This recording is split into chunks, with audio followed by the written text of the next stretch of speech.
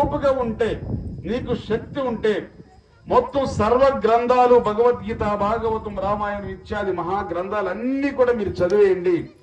చదివిన తర్వాత మీకు అర్థమయ్యే విషయం ఏమిటో ఇది వేద మహర్షి చెప్తున్నారు, వేద వ్యాస మహర్షి చెప్తున్నారు. ఏమంటున్నారు? సర్వ వేదేషు దృశ్యతే.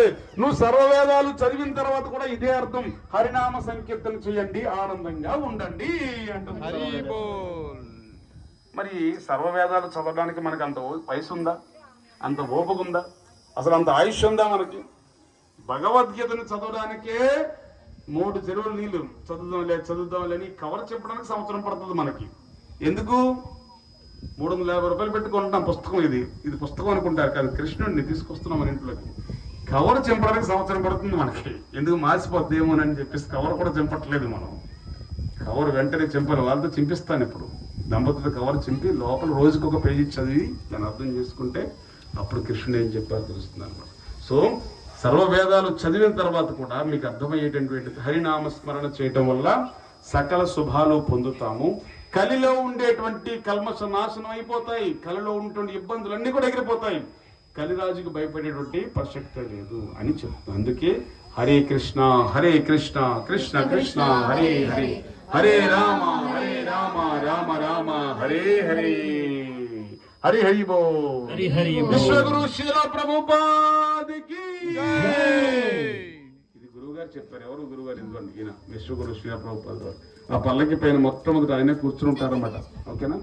ఆయన చెప్పారు. ఆయన చదివేశారు ఈ గ్రంథాలన్నీ, ఈ సకల శాస్త్రాలు వేదాలన్నీ చదివేసి మనం చదవలేం కాబట్టి మనకు అప్పచెప్పారన్నమాట ఈ పాటను. మరి మీరు టైం వేస్ట్ చేసుకోకండి. ఒకవేళ మీరు ఓపుకున్నా చదివినా 80 సంవత్సరాల దాకా చదవండి. అప్పుడు మీకు అర్థమవుతుంది, అరే హరే కృష్ణ మహామంత్రం చెప్తే సరిపోతుందని. 80 సంవత్సరాలు తెలుసుకున్నాం అనుకోండి, ఈలో వయసు అంతా వేస్ట్ అయిపోతుంది కదా. అసలు అప్పటిదాకా బతికేది ఎవడు?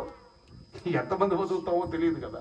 అందుకే గురువులు మన కోసం త్యాగం చేసేసారు వారి జీవితాన్ని త్యాగం చేసేసి మన కోసం లెక్కలు చేస్తారు కదా. మీరు 5వ తరగతి చదువుతున్న వాళ్ళు ఎంతమంది ఉన్నారు? 5 వరకు 5th క్లాస్ లోపు 10th క్లాస్ లోపు ఎంతమంది ఉన్నారు? 6th 7th చేలిపోయి వెళ్తారు అందరూ.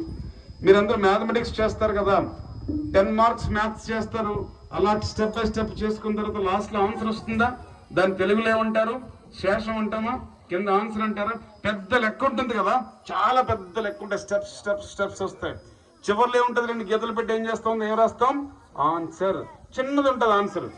అరే అంత పెద్ద లెక్క చేస్తే లాస్ట్ చిన్న ఆన్సర్ కరెక్ట్ గా రాస్తే 10కి 10 వేస్తాడు. అవునా కదా? నువ్వు అంత పెద్ద లెక్క చేసి ఆన్సర్ చిన్న తప్పు రాసావు అనుకోండి, 10కి 10 మార్కులు వేస్తాడా? 0 వేస్తాడా? 0. అదేంటండి, ఎంత పెద్ద లెక్క చేశాను, 14-15 స్టెప్స్ ఉన్నాయి, అందులో గుణకారాలు ఉన్నాయి, భాగాహారాలు ఉన్నాయి, తీసివేతలు ఉన్నాయి, అన్ని మల్టిప్లికేషన్ చేశాను.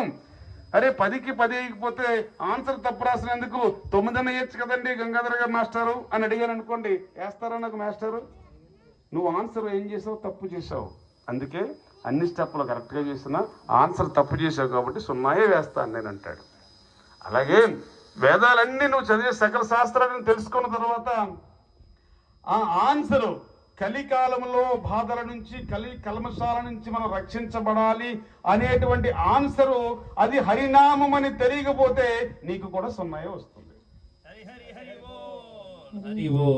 సకల శాస్త్రాలు చదివేశాను నేను, ఓకే, కానీ చివరికి హరినామం తెలియలేదు అనుకోండి, వాడికి నువ్వు ఎన్ని శాస్త్రాలు చదివినా అర్థం కాదనమాట.